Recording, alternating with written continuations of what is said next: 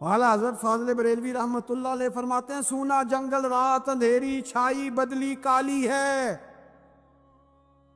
سونے والوں جاگتے رہنا چوروں کی رکھوالی ہے۔ سونے والوں جاگتے رہنا چوروں کی، یہاں تو لوگ ہمارے عقائد کو تباہ کر رہے ہیں، صحابہ اور اہل بیت کے بارے میں، حضور کی نسبتوں کے بارے میں، اور ہمیں فکر نہیں ہے۔ اتنی دور لے جایا جا رہا ہے، اتنا فکری انتشار نہیں کہا۔ حضرت ربیعہ بن کعب کی وہ حدیث تو سارے لوگ سناتے ہیں کہ وضو کرایا کرتے تھے تو نبی پاک نے فرمایا کچھ مانگ لے، انہوں نے جنت میں نبی پاک کا پڑوس ہی مانگ لیا، یہ بخاری میں موجود ہے۔ لیکن وہ والی حدیث بھی پڑھو کہ جب نبی پاک نے انہیں کہا کہ ربیعہ تو مجھے وضو کراتا رہتا ہے، شادی کیوں نہیں کرتا؟ حضور نے نہیں فرمایا کہ اس کا ذاتی معاملہ ہے، میں شادی کراؤں گا، میں اس کام میں کیوں آؤں گا، شادی کیوں نہیں کرتا؟ اس کی حضور کوئی کاروبار نہیں، کوئی معاملہ نہیں، کوئی رنگ روپ نہیں، اور آپ کی خدمت سے بھی رک جاؤں گا۔ کہتے ہیں حضور خاموش ہو گئے۔ اگلے دن پھر پوچھا نکاح کیوں نہیں کرتے؟ میں نے کہا حضور نہ کاروبار ہے، نہ گھر ہے، نہ مکان ہے، نہ رنگ روپ ہے، کون رشتہ دے گا؟ جب میں یہ کہہ کے باہر نکلا نا حضور خاموش ہو گئے، تو میرے دل میں خیال آیا ربیعہ تو بحث کیوں کرتا ہے؟ اور ان کو بتاتا ہے جنہیں اللہ نے سارا کچھ ہی عطا فرمایا ہوا ہے۔ حضور کہتے ہیں شادی کیوں نہیں کرتا؟ تو چپ کر کے کہہ دے محبوبہ جیسے دل کرتا ہے ویسے کر دے، تم آگے سے دلیلیں دیتا پھرتا ہے۔ یہ بھی کو بات ہوئی۔ فرماتے ہیں اگلے دن میں نے ارادہ کر لیا، حضور نے اگر آج کہا تو کہہ دینا یا رسول اللہ جیسے دل لو کرے۔ میں نے وضو کرایا، میرا خیال تھا حضور یہاں روک کے کہیں گے، یہاں روک کے کہیں گے، پر حضور نے آج بات ہی کوئی نہ کی۔ میں دیر تک سوچتا رہا یہاں کہیں گے، یہاں کہیں گے، پر آج حضور نے بات ہی نہ کی۔ میں پچھتا رہا تھا کہ 2 دن موقع ملا، میں نے ضائع کر دیا۔ فرماتے ہیں وضو پورا کرا کے جب میں باہر نکلا، دروازے تک پہنچا تو محبوب نے آواز دی، بات سن۔ میں ٹھہر گیا، فرمایا شادی کیوں نہیں کرتے؟ کہتے ہیں میرا تو دل پھولوں کی طرح کھل اٹھا۔ میں نے کہا یا رسول اللہ جیسے دل کرتا ہے کرا دے۔ نبی پاک علیہ الصلوۃ والسلام نے فرمایا فلاں قبیلے کے سردار کے پاس جا، اسے کہا اپنی بیٹی کا نکاح تیرے ساتھ کر۔ کہتے میں گیا، تھوڑی دیر کے لیے توقف کیا انہوں نے، لیکن پھر وہ راضی ہو گئے۔ میں واپس آیا، سنو یہ جی اس کا ذاتی معاملہ ہے، لیکن نبی پاک نے دیکھا کہ اس کو ضرورت ہے میری، اس کا نکاح نہیں ہو رہا، گھر نہیں آباد ہو رہا، تو حضور نے پورا کردار ادا کیا۔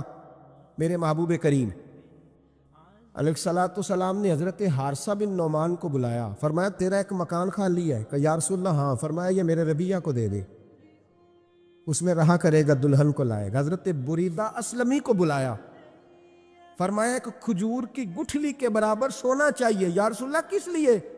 فرمایا میرے اس غلام نے اپنی بیوی کو حق مہر دینا ہے۔ حضرت سیدنا عثمان غنی کو بلایا، تیسرے صحابی، فرمایا ایک مینڈے کا بندوبست تو نے کر کے دینا ہے۔ حضور کس لیے؟ فرمایا میں نے اپنے غلام کا ولیمہ کرنا ہے، بکرے کا بندوبست کر۔ ساری تیاریاں کر کے دیں۔ حضرت ربیعہ کہتے ہیں جب میں دلہن بیاہ کے گھر لایا تو میرے دوست یار رشتہ دار مبارک دینے آئے، کہنے لگے تیری کیا بات ہے، شادی بھی اعلیٰ خاندان، ولیمہ بھی، اور کھجور کی گٹھلی کے برابر حق مہر بھی۔ تو حضرت ربیعہ رو پڑے، فرمانے لگے میں تو کالا کلوٹا حبشی غلام تھا، سلام بھی کوئی نہیں لیتا تھا، مجھے مبارک نہ دو، میرے مصطفیٰ پہ درود و سلام پڑھو۔ یہ سارا حضور کا کرم ہے۔ کہتے ہیں اس کا ذاتی معاملہ ہے، بھئی سارا دن تیرے ساتھ رہتا ہے، اٹھتا ہے بیٹھتا ہے، تیری نوکری کرتا ہے، تو نے کبھی پلٹ کے دیکھا ہی نہیں، تو نے کبھی اشک شوئی نہیں کی، تو نے اتنا ٹائم ہی نہیں دیا کہ تیرے کندھے پہ سر رکھ کے رو سکے، تیری توجہ ہی نہیں۔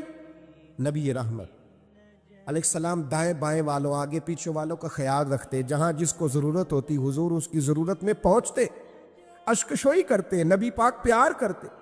کہتے ہیں اس کا ذاتی معاملہ ہے، میں کیا کروں؟ سنو حضرت جابر بن عبداللہ رضی اللہ تعالیٰ عنہ کے جو والد تھے نا حضرت عبداللہ بن عمر رضی اللہ تعالیٰ عنہ، وہ اعلیٰ ترین احد کے شہید ہیں کہ نبی پاک فرماتے ہیں رب کریم نے خود ان سے گفتگو فرمائی ہے، خود ان سے گفتگو کی اللہ تبارک و تعالیٰ نے۔ حضرت جابر بن عبداللہ کے والد عبداللہ بن عمر احد میں شہید ہو گئے تھے، 6 یا 10 مہینے تھی ان کی، قرضے چڑھ گئے، کاروبار میں نقصان ہو گیا۔ ضروری نہیں کہ کوئی آدمی دھوکے باز ہی ہو تو وہ مقروض ہوتا ہے، یہ ضروری نہیں۔ تلک الایام نداولھا بین الناس، اللہ لوگوں کے دن پھیرتا ہے، حالات تبدیل کرتا ہے۔ اب صحابی پہ کچھ شک کر سکتا ہے؟ لیکن حضرت جابر کہتے ہیں اتنا قرضہ چڑھ گیا کہ ایک ایک بال میرا قرضے میں ڈوب گیا۔ قرضے بڑے دینے تھے، مقروض آتے، تنگ کرتے۔ خود نبی کریم علیہ السلام نے فرمایا ہے کہ جو مقروض ہوتا ہے وہ قیدی ہوتا ہے، جب تک قرض دے نہیں لیتا اتنی دیر تک وہ آزاد نہیں ہوتا۔ حضرت جابر ابن عبداللہ کہتے ہیں میرے باغ میں کھجوریں پکی تھی، یہ بخاری میں بھی ہے، کنز العمال میں بھی ہے، ابن کثیر میں بھی ہے، امام حلبی نے سیرت حلبیہ میں بھی لکھا ہے، بیسیوں درجنوں کتابوں میں آپ کو روایت ملے۔ فرمانے لگے کھجوریں جب میری پک کے تیار ہو رہی تھی تو مقروض جب پیسے لینے آتے تو میں کہتا قرضے یہ کھجوریں پکتی ہیں تو دیتا ہوں۔ یہ ہم پنجاب کے لوگ کیا کہا کرتے تھے، ہاڑی سونی جی، یہاں چاول کی فصل پہ، یہاں گندم کے، ہم نے تو کپڑے لیے ہوتے تھے ادھار دکانوں سے کہ فصل پکتی ہے تو پھر دے دیتے ہیں، کہا کھجوریں پکتی ہیں تو دیتا ہوں۔ فرماتے پتہ مجھے بھی تھا کھجوریں زیادہ تھوڑی ہیں اور جن کے پیسے دینے ہیں وہ پیسے، فرماتے ہیں کھجوریں پک گئی، اتاری تو یہ تو 11 گنا بھی اور ہو تب بھی قرضہ نہیں اترتا۔ کہتے ہیں میں نے دوستوں سے، یاروں سے، رشتہ داروں سے، وہ جو کہتے ہیں نہیں کوئی حکم ہوا تو بتانا، پھر جس دن بندہ حکم بتاتا ہے اس دن کہتے ہیں آج سویرے ہی بچہ پیسے لے گیا، یہ تو 2 گھنٹے پہلے بتاتا تو تیرا کام، ہنس رہے ہیں آپ بیچ بیچ میں سے، 2 گھنٹے بس لیٹ ہیں آپ، بلکہ کئی تو پونے گھنٹے کا ٹائم دیتے ہیں، کہتے ہیں پونا گھنٹہ پہلے تو آ جاتا تو تیرا کام بس، اور جب بھی آپ فون کرو سے اگلی دفعہ کرے تو پھر شاید آدھے گھنٹے کا ٹائم دے دیں کہ آدھا گھنٹہ ہو گیا تو لیٹ ہو گیا، ورنہ کام بالکل تیار تھا۔ اور ہمارے زمانے میں تو دوستی قائم رکھنی ہے تو صرف اس سے رہ سکتی ہے جسے آپ کام نہ بتائیں، حالانکہ اس دوست کا کیا مطلب، دنیا تے جو کام نہ آیا اوکھے سوکھے ویلے، اس بے فیضے سنگی کولوں بہتر یار اکیلے، کیا مطلب ہے، کام بتایا تو رفو چکر ہو گیا، منع کیا ہوا اس بات۔ میرے رسول کائنات علیہ السلام کے صحابی کہتے ہیں سب سے کہا پر کسی نے نہ سنی، جب میں تھک گیا نا تو میں دروازہ رسول پہ چلا گیا، یا رسول اللہ، یا رسول اللہ، یا رسول اللہ، حضور قرضے زیادہ ہیں، کھجوریں کم ہیں، یہودیوں کے پیسے ہیں وہ مانتے نہیں، نبی پاک نے فرمایا ان سے کہو تھوڑے تھوڑے لے لے باقی پھر دے، حضور نہیں مانتے۔ حضور کہہ سکتے تھے سلمان جاؤ بات کر کے آؤ، جاؤ بلال، صہیب جاؤ، کون جاتا ہے مقروضوں کی سفارش کرنے، کہتا ہے بھائی میں نہیں بیچ میں آؤں گا، اتنے پیسے اوہ ہو، میں اپنے موبائل فون بند کر جاتے، کو پوچھے نہ۔ لیکن نبی کریم علیہ السلام نے فرمایا سنو، خود رسول پاک، خود نبی پاک نے، حضور نے فرمایا چل میں تیرے ساتھ چلتا ہوں، چل میں تیرے ساتھ چلتا ہوں، مقروض کے ساتھ، امیر کے ساتھ نہیں، اس کے ساتھ نہیں جس نے پیسے لینے ہیں، بلکہ حضور مقروض کے ساتھ، گرے ہوئے کے ساتھ چلے، چل میں چلتا ہوں۔ یہودی تک گئے، فرمایا کچھ لے لے، یہ بیچارہ دھوکے باز نہیں الجھ گیا ہے، غربت، کچھ لے لے باقی پھر دے دیں گے، کہنے لگا سارے ہی لینے ہیں۔ جب اس نے بات نہ مانی تو پھر یہ اللہ کے رسول ہے نا۔ اعلیٰ حضرت فرماتے ہیں میرے کریم سے گر قطرہ کسی نے مانگا، دریا بہا دیے، دوربے بہا دیے۔ یہ دوربے کیا ہوتے ہیں؟ یہ مجھے پوچھا تھوڑے دن پہلے ایک شخص نے، آپ سنتے رہتے ہیں نا شعرات و ترجمہ پوچھتے ہی نہیں نا، کبھی پوچھ لیا کریں کہ اس کا معنی کیا ہے، کبھی پرچی لکھ لیا کریں تاکہ کوئی جب آپ سے پوچھے تو یہ دوربے کیا ہے، لفظ دوربے ہے ہی نہیں، اصل میں اعلیٰ حضرت کو پڑھتے نہیں نا لوگ، تو انہیں پتہ ہی نہیں وہ بات کتنی اعلیٰ، یہ لفظ دوربے نہیں ہے۔ اعلیٰ حضرت کہتے ہیں میرے قریب سے گر قطرہ کسی نے مانگا، دریا بہا دیے ہیں، دور بے بہا دیے، دور علیحدہ ہے اور بے بہا، دور کہتے ہیں ہیرے کو، ایک معنی ہیرا ہے، دور بے بہا، بے بہا کی تو سمجھ آتی ہے نا، دور بے بہا دیے ہیں یعنی ہیرے بے بہا دیے ہیں اسے، اب سمجھ آئی یہ بات کی، دریا بہا دیے ہیں، دور بے بہا دیے ہیں، یہ معنی ہے شعر کا۔ تو جب وہ نانا مانا یہودی، تو نبی کریم علیہ الصلوۃ والسلام فرمانے لگے نہیں تو پھر پورے لینے ہیں؟ کہنے لگا جی پورے لینے ہیں۔ حضور فرمانے لگے کل آ جانا، سارے دے دیں گے، پورے پیسے تیرے ملیں گے، تو آ جانا۔ حضرت جابر ابن عبداللہ کو حضور نے فرمایا کھجوریں اتار کے نا تو اپنے باغ میں ڈھیر لگا اور میں آیا۔ حضرت عمر حدیث کے راوی ہے، فرماتے ہیں بس رسول پاک چل پڑے۔ حضور نے کندھے پہ رومال رکھا، حضور چل پڑے۔ کوئی چٹائی نہیں بچھائی، حضرت جابر کہتے ہیں، کوئی صوفہ نہیں رکھا، وہ پھولوں کے ہار میں حضور آئے، 2-3 چکر میرے باغ کے لگائے اور کھجوروں کے ڈھیر کے پاس بیٹھ گئے۔ فرمایا بلا جس کے پیسے دینے، بلا، اب تنگی داماں پہ نہ جا، اور بھی کچھ مانگ، بلا۔ فرماتے بندے کو بلایا، حضور نے فرمایا کتنے پیسے؟ حضور اتنے درہم دینار ہے۔ فرمایا کھجوریں تولتا جا اور دیتا جا۔ فرماتے میں دیتا گیا، میں نے کہا حضور اس کے پیسے پورے ہو گئے۔ حضور مسکرا کے فرمانے لگے چل 4-5 کلو کھجوریں اضافی دے دے، کوئی عرض نہیں۔ کہتے وہ بھی دے دی۔ حضور نے فرمایا بلا دوسرے کو، فرمایا اس کو بھی بلایا، تولتا گیا، دیتا گیا، حضور پورے ہو گئے۔ نبی کریم علیہ الصلوۃ والسلام نے فرمایا چل 4-5 کلو کھجوریں زیادہ دے دے۔ کہتے قرضے بھی دے دیے، 5-5 کلو کھجوریں بھی زیادہ دے دی۔ محبوب اٹھے، کچی زمین پہ بیٹھے تھے، حضور نے لباس مبارک کو جھاڑا، رومال کندھے پہ رکھا، فرمایا میں مسجد جا رہا ہوں، وہاں آ کے مجھے خبر دینا، وہاں آ کے مجھے بتلانا کہ جب میں آیا تھا تب کھجوریں زیادہ تھی کہ جب واپس گیا ہوں تب زیادہ ہے۔ وہاں مجھے آ کے اطلاع دینی ہے، بتانا ہے مجھے، وہاں آ کے میں جا رہا ہوں، مجھے بتانا ذرا وہاں آ کے۔ حضرت جابر ابن عبداللہ کہتے ہیں میں نے کھجوریں تولی، میں تھک گیا، میں تھک گیا، ڈھیر تو چھوٹا تھا پر وزن ہی بڑا نکلا۔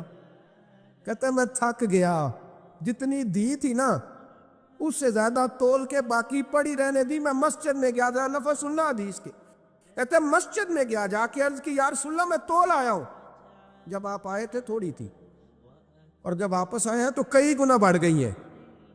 حضور نے پتہ کیا فرمایا؟ فرمایا یہ بات نا جو تو نے مجھے بتائی ہے، یہ بات ذرا میرے عمر فاروق کو بھی بتا، عمر بڑا راضی ہوگا، عمر کو بھی بتلا یہ بات۔ گویا نبی پاک کے معجزات کی، فضائل کی، شمائل کی باتیں جب بتائی جاتی تھیں صحابہ کے دل ٹھنڈے ہوتے۔ عمر کو بھی بتا، عمر راضی ہوں گے۔ جناب جابر ابن عبداللہ رضی اللہ تعالیٰ عنہ فرماتے ہیں میں حضرت عمر کے پاس گیا، میں نے کہا عمر میری یہ رائے تھی کہ جتنی میری کھجوریں ہیں 11 گنا اور بھی اتنی ہو تو پھر بھی قرضہ نہیں اترتا، لیکن سارے قرضے بھی اترے، 5-5 کلو کھجوریں بھی زیادہ دے دی اور پہلے سے زیادہ کھجوریں پڑی ہیں۔ تو کہتے ہیں حضرت عمر کی آنکھیں روشن ہو گئی، چہرہ مسکرانے لگا، کہنے لگا تو اب بتا رہا ہے نا، اب واپس آ کے رزلٹ سنا رہا ہے، تو صحابہ سے پوچھ لے جب نبی کریم گئے تھے تو میں نے اسی وقت کہا تھا، حضور کے جاتے ہی میں نے کہا تھا اب دیکھنا رب کریم جابر بن عبداللہ پر ساری ہی رحمتیں نازل فرما دے، اللہ ہر قسم کا کرم فرمائے گا، خیر ہی خیر ہو جائے گی، دیکھ لے میں نے پہلے بتلا دیا۔ میرے نبی پاک سلام چھوٹی چھوٹی باتوں کا خیال رکھتے، چھوٹی چھوٹی چیزوں پر توجہ دیتے، خیال کرتے کس کو کس وقت کس چیز کی کہاں حاجت ہے، اس کی وہ حاجت پوری کی جاتی، اس کا دھیان رکھا جاتا۔ حضرت جابر خود فرماتے، یہ مسلم کے لفظ ہے، فرماتے ایک دفعہ میں حضور کے ساتھ جہاد پہ گیا تھا، میرا اونٹ کمزور تھا، میں پیچھے رہ گیا۔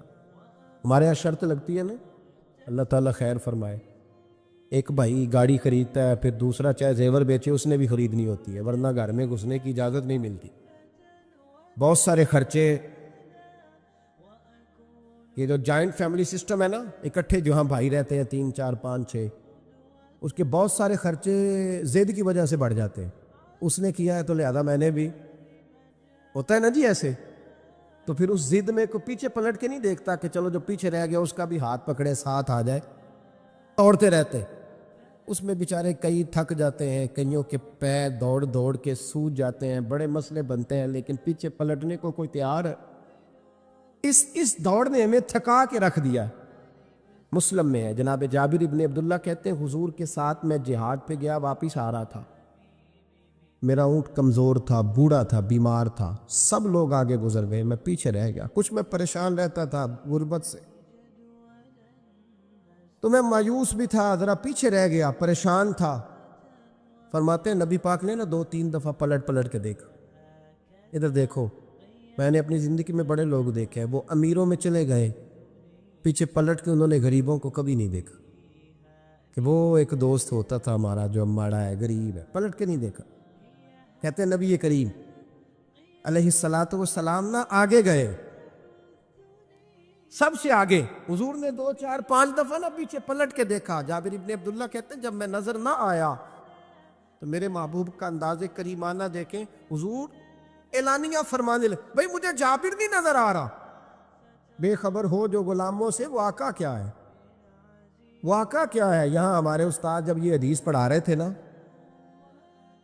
یہ حدیث پڑھا رہے تھے تو اچانک رونے لگ گیا۔ میں نے کہا حضور کیا ہوا، رو کیوں پڑے؟ تو کہنے لگے یار سوچتا ہوں جو محبوب جہاد سے واپسی پر اپنے غلاموں کو نہیں بھولے، وہ میدان محشر میں کیسے بھول جائے؟ وہ وہاں بھی پوچھیں گے فلانا کدھر گیا، فلانا کدھر گیا، ایک ایک کا نام لیں گے، حضور نام لیں گے، ہماری موج بن جائے گی۔ نبی کریم نے پلٹ کر کے دیکھا، جابر نہیں نظر آ رہے، حضور ان کا اونٹ کمزور ہے، پیچھے رہ گئے۔ حضور نے یہ نہیں فرمایا کہ ذرا آہستہ کرو ساتھ، یہ نہیں فرمایا، بلکہ نبی پاک نے فرمایا تم چلو۔ قافلہ چلتا رہا، حضور نے گھوڑا پیچھے کی طرف موڑا، سب سے پیچھے آئے۔ جناب جابر کہتے ہیں پیچھے میرے پاس۔ اس حکمت کو آپ سمجھیں، حدیث کے لفظوں پر آپ غور کریں۔ ایک کہہ کے کہنا ذرا اس کو میرے پاس لاؤ، یہ بات اور ہے، ذرا آہستہ ہو جب وہ بھی ساتھ مل جائے، لیکن یہ معنی اور ہے کہ غریب جہاں بیٹھا ہے اس کے پاس خود چل کے جانا۔ حضور خود پلٹ کے پیچھے آئے اور فرماتے میں جو کہ پریشان تھا تو محبوب میری طرف دیکھ کے فرمانے لگے اس کو دوڑاتا کیوں نہیں، پیچھے کیوں رہ گیا؟ تو کہتے ہیں مایوس بندہ، پریشان بندہ کبھی کبھی وہ اس طرح بولتا ہے کہ جیسے کڑ رہا ہے، تھوڑا سا نا سخت ترش باتیں بھی کرتا ہے۔ کہتے ہیں میں نے اس عالم میں نا، میں نے کہا حضور اس قابل ہوتا تو سب کے ساتھ مل نہ جاتا، کمزور ہے، ماڑا ہے، مہران ہے، اور وہ بھی پرانی جو چل ہی نہیں سکتی، یہ کہاں یا رسول اللہ دوڑے گا، اس قابل ہی نہیں ہے۔ حضور اس قابل ہوتا تو قافلے کے ساتھ نہ ہوتا۔ کہتے ہیں حضور نے میری طرف توجہ فرمائی، میں باتیں کر رہا تھا اپنے اندر کی پریشانی کی تو حضور مسکراتے جا رہے۔ حضور کے ہاتھ میں چھڑی تھی، فرمانے لگے ایسے ہی تو باتیں کر رہا ہے۔ نبی پاک نے اونٹ کی پشت پہ چھڑی لگائی اور فرمایا تو دوڑتا کیوں نہیں؟ بڑے ہلکے سے مسکرا، اوے تو دوڑتا کیوں نہیں؟ تو جناب جابر بن عبداللہ کہتے ہیں جو سب سے پیچھے تھا نا وہ سب سے آگے نکل گیا، وہ دوڑتا گیا، دوڑتا۔ فرماتے ہیں میرا چہرہ بھی عجیب سا، لوگ میرے انداز دیکھیں کہ یہ کیسے آگے نکل گئے، کیسے، کبھی نہ سوچ یہ کیسے نکل گیا، بس سمجھ لے آگے وہی نکلا ہے جسے مصطفیٰ کی تھپکی مل گئی ہے۔ تو یہ نہ کہ سیاست کر گیا، چلاکی کر گیا، بس تھپکی مل گئی تو بات بن گئی۔ کہتے ہیں میں نکل گیا آگے، حضور کی تھپکی جو ملی تھی۔ حضرت جابر بن عبداللہ کہتے ہیں حضور گھوڑا دوڑا کے میرے پاس آئے، خود حضور نے میرا اونٹ تیز کرایا نبی پاک کی برکت سے۔ تو قریب آ کے فرمانے لگے ٹھہر جا یار، ہم بھی تیرے قافلے میں، ہمیں بھی ساتھ لے لے۔ فرماتے اب تو میں رو ہی پڑا کہ خود بھیک دیں، خود ہی کہیں منگتے کا بھلا ہو، ٹھہر جا یار ہمیں بھی ساتھ لے لے۔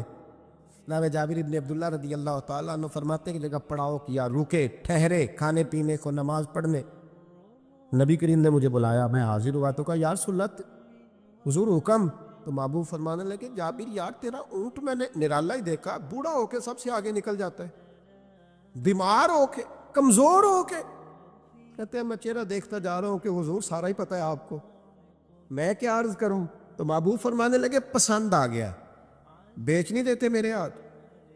کہا یا رسول اللہ آپ رکھ لیں، حضور آپ کا یہ۔ فرمایا نہیں میں پیسے دوں گا۔ کتنے کا ہے؟ کہا یا رسول اللہ آپ رکھ لیں۔ فرمایا پیسے دوں گا۔ یا رسول اللہ مارکیٹ میں جاؤں تو 6-7 دینار کا بکے گا۔ فرمایا نہیں بھائی میں تو پورے 10 دوں گا، 6-7 نہیں، میں تو پورے حساب سیدھا، 6-7 کا کیا حساب ہوا، 10 پورے کا۔ حضور پھر بندہ نوازی ہے نا، کون بول سکتا ہے؟ حضور نے فرمایا بلال تیرے پاس 10 دینار تھے؟ حضور ہیں۔ فرمایا ان کو دے دو، اونٹ کے پیسے رکھ لو اور مال نہ مدینے جا کے دے دے۔ جابر بن عبداللہ کہتے ہیں میں مدینے گیا شام کو، میں نے نا کبھی اپنے اونٹ کی اتنی خدمت نہیں کی جتنی اس دن کی۔ میں نے اسے بڑے پیار سے نہلایا، میں نے نئی رسی خرید کے اسے نکیل ڈالی، آج محبوب کی بارگاہ میں لے کے جانا ہے۔ کہتے ہیں تیاری کر کے نا، تیاری پوری تیاری کر کے، تن تندور ہڈاں دا بالن تے اسی ہاواں نال تپایا، کپ کپ مکیاں پیڑے کیتے، عشق پلیتھن لایا، تن دا سالن تے من دی ہانڈی، اتو نون صبر دا پایا، غلام فریدا وے میں ساری تیری، تینوں اجے یقین نہیں آیا۔ کہتے ہیں اسے بڑے پریم سے، بڑی محبت سے سجا کے، سوار کے، نکھار کے، تیار کر کے میں نبی کریم کی بارگاہ میں لے کے گیا۔ ظہر کی نماز پڑھ کے حضور نکلے، میری طرف دیکھا، میں نے کہا حضور پیسے لے لیے تھے، یہ آپ کا سامان ہے، مال ہے؟ کہتے حضور نے نکیل تھامی، میں واپس پلٹا، ابھی گلی کی نکر مڑا نہیں تھا، حضور نے آواز دی، جابر ذرا سن تو صحیح۔ کہتے میں واپس آیا ہوں تو حضور مجھ سے باتیں کرنے لگے، فرمانے لگے یہ میرا اونٹ ہے، اسے کمزور اور بوڑھا نہ سمجھنا، کبھی جانوروں میں دوڑا کے دیکھنا، سب سے آگے نکل جاتا۔ اور کریم محبوب فرمانے لگے 6-7 دینار کا نہ سمجھنا، میں نے پورے 10 دینار کا خریدا۔ اور پھر حضور پھر مسکرائے، فرمایا جابر تمہیں پتہ ہے تحفہ لینے دینے سے محبت بڑھتی ہے؟ حضور ہاں۔ فرمایا رکھ لو، میں تمہیں تحفے میں دینا چاہتا ہوں، رکھ لو، میں تحفے میں دینا چاہتا ہوں۔ جناب جابر ابن عبداللہ کہتے ہیں میں واپس لوٹ رہا تھا، رو رہا اور کہہ رہا تھا جیسا نبی اللہ نے مجھے دیا، جیسا رسول اللہ نے، سب سے اولا ہو اعلیٰ ہمارا علم۔ آنکھیں بند کر کے جھوٹ کی زندگی جی کے، اپنے ساتھ بددیانتی کر کے، دھوکہ دے کے اپنے آپ کو، دائیں بائیں اپنے آپ کو کہیں مصروف رکھ کے کچھ وقت ضائع تو کر لیتے ہو، پر تمہیں پتہ تو ہے نا کہ عبادت اللہ کی کرنی، تمہیں اس کی خبر ہے۔ اور میرے رسول پاک علیہ وسلم نے فرمایا بندہ اللہ کے سب سے قریب اس وقت ہوتا ہے جب وہ سجدے کی حالت میں ہوتا ہے۔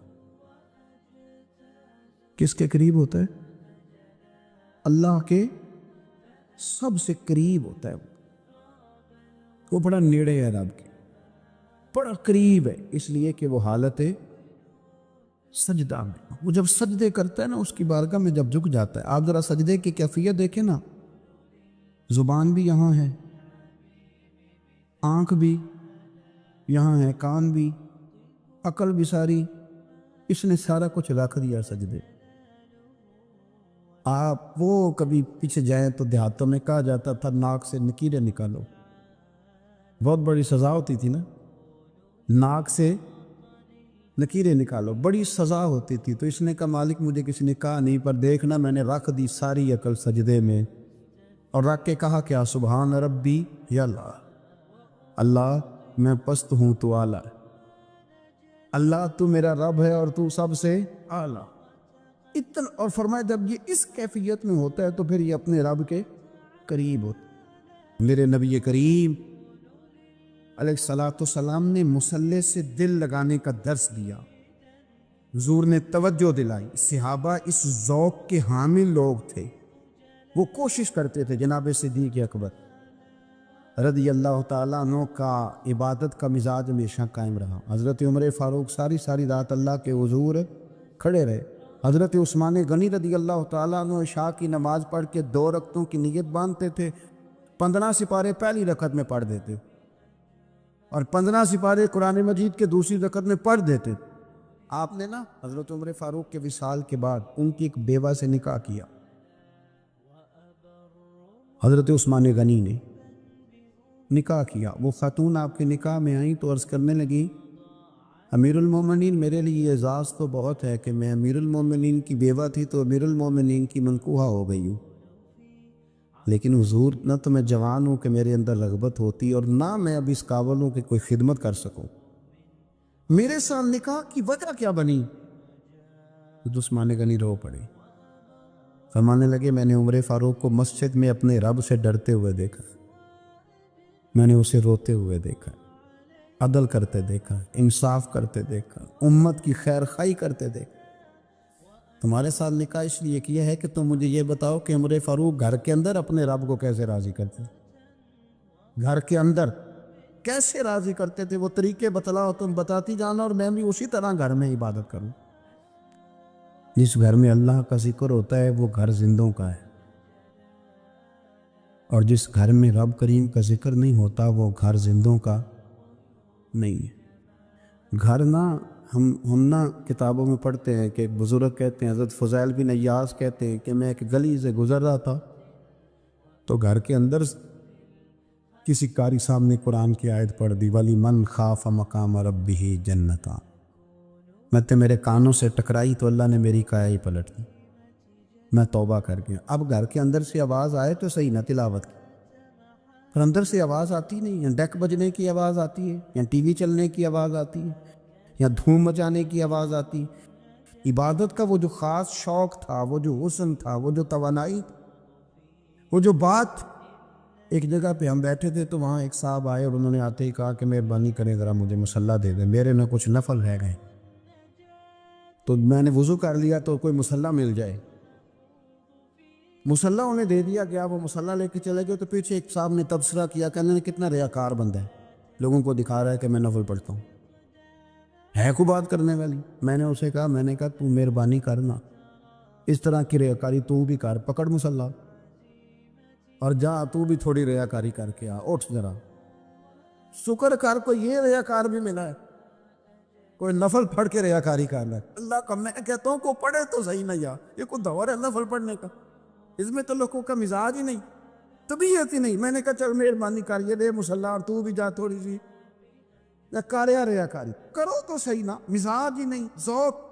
جمعے کی نماز پڑھ کے یوں دنیا بھاگتی ہے، او ہو پتہ نہیں کون سی پیچھے آگ تھی جو بجھائی جائے گی۔ اور آج تک لوگ مسئلہ پوچھ رہے ہیں کہ جمعے کی بعد والی سنتیں کتنی ہوتی ہیں۔ میں نے کہا کتنے سال ہو گئے جمعہ پڑھتے، کتنے سال ہو گئے، ابھی تک سنتوں کا نہیں پتہ، ابھی تک نہیں علم کے پہلے کتنی رکھتے ہیں اور بعد میں کتنی رکھتے ہیں۔ فجر کی سنتیں کب پڑھنی چاہیے؟ سنو فجر کی سنتوں کے بارے۔ میرے رسول کریم سید عالم صلی اللہ تعالیٰ علیہ وسلم سے ایک صحابی نے پوچھا تھا، حضور میری فجر کی سنتیں رہ گئیں یا رہ جاتی ہیں تو حکم کیا ہے؟ کیا انداز ہے حضور کا؟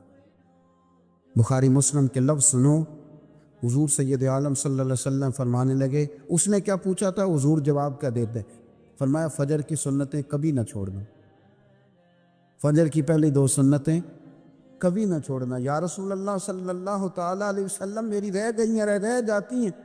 فرمایا فجر کی 2 سنتیں نہ چھوڑنا، فرمایا فجر کی پہلی 2 سنتیں مجھے دنیا اور دنیا کے اندر جو کچھ ہے وہ سب سے زیادہ پیاری ہے۔ فجر کی 2 سنتیں دنیا اور دنیا میں جو کچھ ہیں مجھے وہ سب سے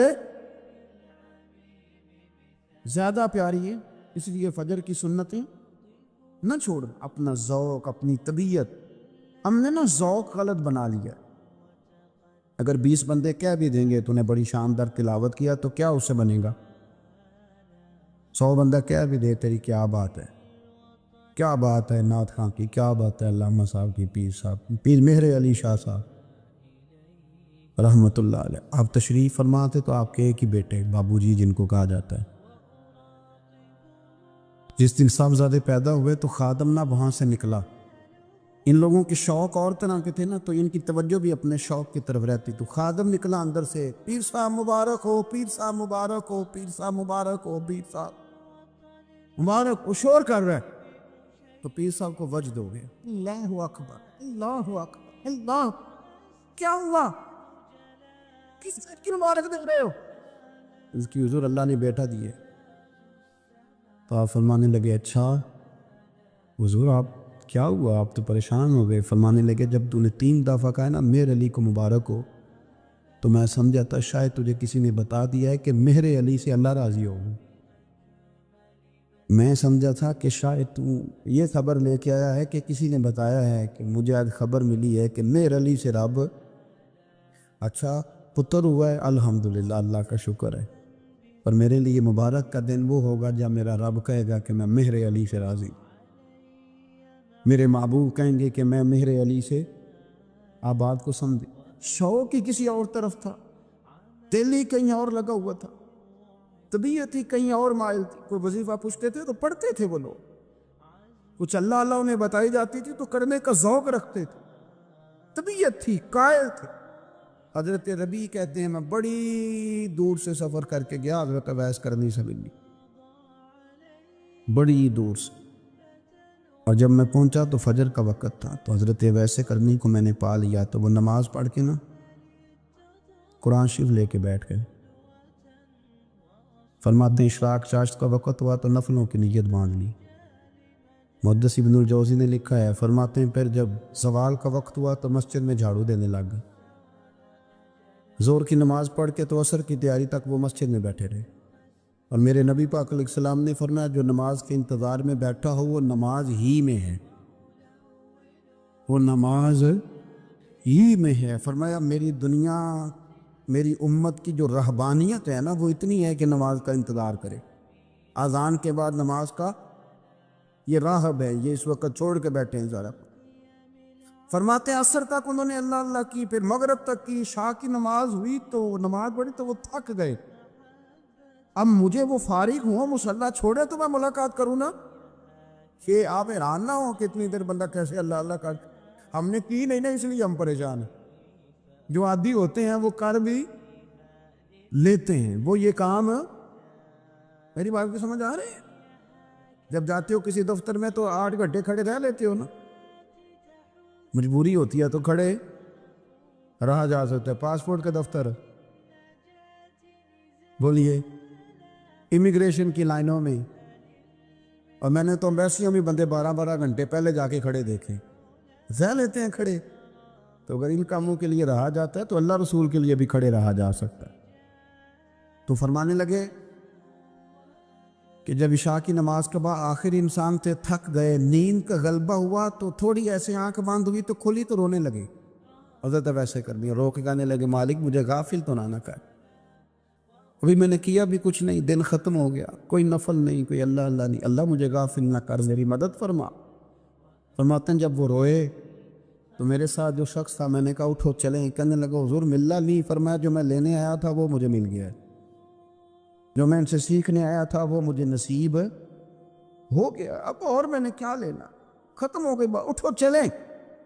اللہ کے بندوں نے حضرت ربیعہ بن کعب اسلمی رضی اللہ تعالیٰ عنہ فرماتے ہیں، کہتے ہیں جب بنو قریظہ اور بنو نذیر یہودیوں کے ساتھ حضور علیہ السلام نے جنگ کا اعلان فرمایا تو وہ دشمن ہو گئے، ہمیں خطرہ تھا کہ وہ رات کو کہیں محبوب کو تکلیف نہ دیں، تو کچھ لوگ نا تلواریں لے کے نبی پاک کے دروازے پہ پہرے داری کرتے تھے۔ گن مین رکھنا حرام نہیں، اگر کسی کو واقعی خطرہ ہو تو اس کے لیے سنت بھی ہے۔ حضرت علی المرتضیٰ تلوار لے کے حضور کے گھر کا پہرا دیتے تھے۔ حضرت ربیعہ بن کعب اسلمی رضی اللہ تعالیٰ عنہ فرماتے ہیں کہ رات میری ڈیوٹی تھی کہ میں حضور کے گھر کا پہرا دوں گا، تو فرماتے ہیں میں باہر سن رہا تھا، ساری رات ہی میرے نبی پاک نے اللہ کی تسبیح پڑھی، ساری رات، کبھی تسبیح، کبھی تہلیل، کبھی تحمید، کبھی تکبیر، ساری رات۔ فرماتے ہیں ساری رات حضور پڑھتے رہے اور ساری رات ہی میں سنتا رہا، مجھے اونگ آ گئی، میری آنکھ لگ گئی، حضور ابھی پڑھ رہے تھے، میں تھک کے سو گیا۔ اور فرماتے ہیں جب میری آنکھ دوبارہ سے کھلی تو میرے کانوں میں پھر کوئی چیز گونجی، تو میں نے کان لگایا تو میرے حبیب ابھی بھی اللہ کو یاد کر رہے، ساری رات حضور رب کی عبادت کرتے۔ اسی لیے تو کہا یا ایھا المزمل قم اللیل الا قلیلا، حبیب ساری رات تو نہ جاگا کر، تھوڑا آرام بھی کر لیے گا۔ میرے بھائی اپنا مصلی، اپنی عبادات، اپنے وظائف، اللہ اللہ جو آپ نے کسی سے سیکھی ہے اس کو کبھی کمزور نہ ہونے دیں۔ شجرہ شریف جو کسی بزرگ سے آپ لے لیتے ہیں تو کیا رسم ہے کوئی؟ اس پہ کچھ لکھا ہوتا ہے، وہ پڑھنے کے لیے دیا جاتا ہے، اس پہ لکھا ہوتا ہے کہ یہ اللہ اللہ آپ نے کرنی ہے۔ انسان پر اگر کوئی شخص نیکی کر دیتا ہے، احسان کر دیتا ہے، تو انسان اس کے سامنے پھر گردن نہیں اٹھا سکتا، یار یہ میرے مشکل وقت کا دوست ہے، اس نے میرے ساتھ نیکی کی، کبھی بھی گردن نہیں اٹھائے گا، جھکا کے رکھے گا۔ تو اگر عام کوئی نیکی کر دے تو اس کے سامنے انسان کبھی گردن نہیں اٹھاتا، تو جو رب ساری نعمتیں عطا فرمائے، جو کہے کہ تیری تخلیق میں نے کی، تجھ سے پہلوں کو بھی پیدا میں نے کیا، تیرے لیے زمین کا بچھونا بھی میں نے بچھایا، آسمان کی چھت بھی میں نے لگائی، تیرے لیے زمین سے ساری اناج کو، پھل کو، کھیتیوں کو نکالا بھی تیرے لیے۔ اب تو اس طرح کر کہ تو میری عبادت کر، تو میری بارگاہ میں جھک جا۔ بہت سارے نشے لوگوں کو لگے ہوئے ہوتے، ہر آدمی کوئی نہ کوئی نشہ کرتا ہے، کوئی دولت کا کرتا ہے، کوئی شہرت کا کرتا ہے، کوئی اپنی تعریف کا نشہ کرتا ہے، دو چار لوگوں سے تعریف سن کے مطمئن ہو جاتا ہے۔ ناراض تو نہیں ہو گیا اس جملے سے؟ آپ کرتے ہیں لوگ دولت کا نشہ بھی، یہ جب نقصان ہوتا ہے تو بندے بیمار نہیں ہو جاتے؟ پیسے ڈوب جاتے ہیں تو لوگ بیمار نہیں ہو جاتے؟ تو اس کا مطلب یہ ہوتا ہے کہ نشہ ٹوٹ گیا ہے۔ اب بہک ہوئے ہیں نا تھوڑے سے تو کانپتے ہیں، تڑپتے ہیں، پریشان۔ نشہ ہی اسی طرح ہی کرتا ہے نا، نہیں ملتا تو پریشان ہوتا ہے۔ یہ سارے نشے ہیں، مختلف قسم کا نشہ۔ ہم مانتے نہیں اس بات کو، تسلیم نہیں کرتے، کیونکہ تسلیم کرنا بڑا مشکل کام ہے۔ اس کے لیے تو بڑی ساری چیزیں جو ہے وہ دبوچ کے اور بڑی سارے رستے پھلانگ کے آنا پڑتا ہے، تو بڑا مشکل ہے ماننا، ورنہ کرتے ہیں ہم، ہمارا مزاج ہے۔ یہ گھومنے پھرنے کا، دنیا دیکھنے کا بھی ایک نشہ ہے، یہ بہت ساری باتیں کرنے کا بھی ایک نشہ ہے، گپ شپ کا بھی ایک نشہ ہے۔ دو چار لوگوں کی جب تک پگڑیاں نہ کھول لیں، بعض لوگوں کو نیند نہیں آتی۔ یہ غیبت کا، چغلی کا، بددیانتی کا، یہ بھی ایک نشہ ہے۔